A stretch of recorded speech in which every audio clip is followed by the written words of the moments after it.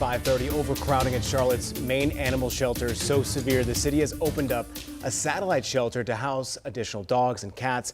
But the new location isn't really new. In fact, it was the city's main animal shelter about 3 decades ago now. Our Larry Sprinkle shows us how the shelter is working to temporarily house animals in need and how you can also step up.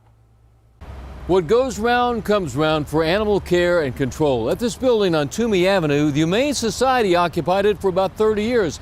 The reality is, before that, it was animal care and control. Melissa Nicely's communications manager of animal care and control.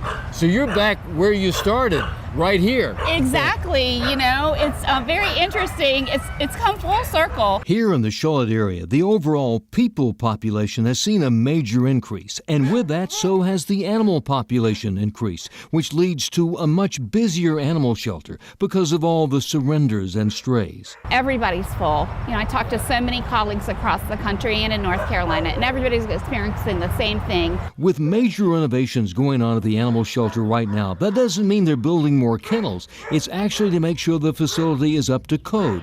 They've been in the same location for over 30 years. More so in the kennel spaces and things like that. It was just, they're old.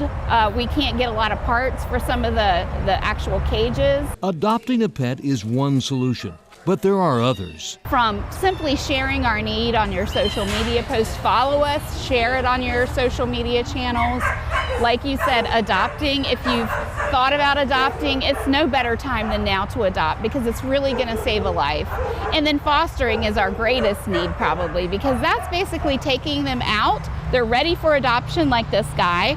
Letting them live in your home. You know, you provide the love, you provide the care, and then you find them a new home from your home, and that way they don't have to stay in the shelter and take up a space. Here at the satellite location on Toomey Avenue, there's got to be a dog or a cat that could be your forever friend. Larry Sprinkle, back to you.